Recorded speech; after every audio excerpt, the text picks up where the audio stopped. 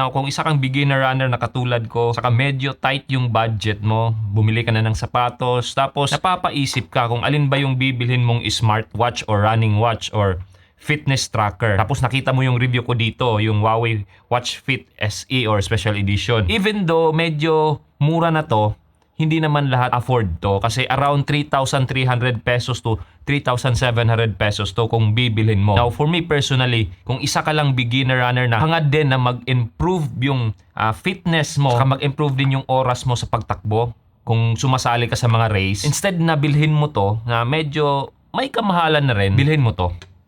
Ito ang XOSS or merong nagpo-pronounce nito ng XOS.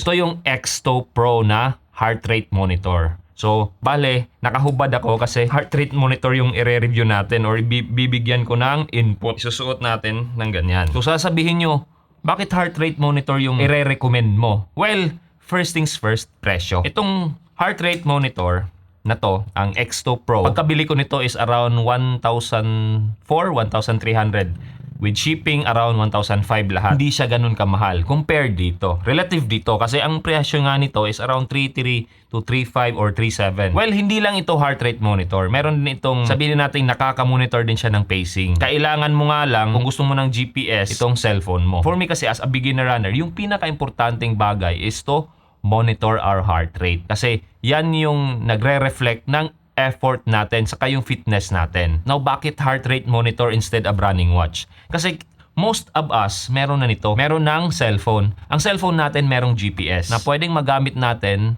para magkaroon tayo ng record ng ating ruta saka record ng ating pacing. Pero ito, hindi pwede natin gamitin as heart rate monitor. Ito ang magiging solusyon. Yun nga, yung sinabi ko kanina, presyo nito, mura lang siya. Subok ko na accurate siya. Bilang isang beginner, dapat mag-focus tayo sa mga easy runs lang. Low heart rate ang ating focus. Yung iba tinatawag tong zone 2. Ang zone 2 or low heart rate training, mangangailangan tayo ng heart rate monitor. Kasi may set tayo, depende sa edad natin at depende sa max heart rate natin, may set tayo na heart rate na dapat dun lang yung easy runs natin.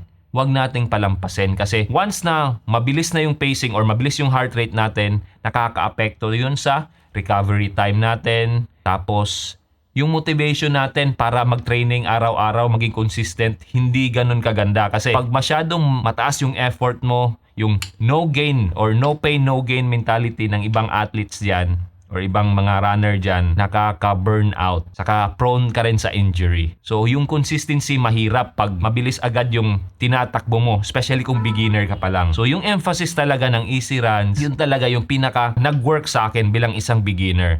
So, yun nga, nasabi ko sa previous video ko na sa iilang buwan ko, around 3 to 4 months na training, na mostly lang, around 99% low heart rate training lang yan. Nakasabwa na ako sa aking 10K, tapos nakasub 25 na ako sa aking 5K. Search nyo lang low heart rate training or Mafiton formula, MAF 180. Malalaman nyo kung ilan yung maximum heart rate na pwede nyo gamitin. Kasi sa akin, para mapadali, MAF 180 yung formula na ginamit ko. Bale, 180 minus your age, yun yung magiging maximum na heart rate na gagamitin mo. So, mayroon na akong nakaset dito na maximum heart rate. So, ito, ang maganda dito, meron siyang alarm. So, nakaset dito sa aking companion app. Meron siyang companion app dito na XOSS din. Makikita natin dito, once connected siya, pwede kong iset yung maximum heart rate ko dito. Na once lumampas ang heart rate ko habang tumatakbo ako, mag-a-alarm siya. Ang ginagawa ko pag ganon, binabagalan ko yung takbo ko or pwede akong maglakad. Yung battery life nito, siguro mga 2 to 3 weeks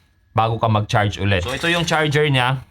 Tatanggalin mo lang siya, tapos ilalagay mo siya dito. Tapos USB Type-C na rin. Saka hindi ito problema. Pag pawisin ka, inabutan ka ng ulan habang tumatakbo, water resistant to. Saka every time na matatapos ka, ang ginagawa ko lang, tinatanggal ko, tapos hinuhugasan ko tong ban. Kung wala ka talagang pambili nito, ito yung marirecommend ako. XOSS X2 Pro.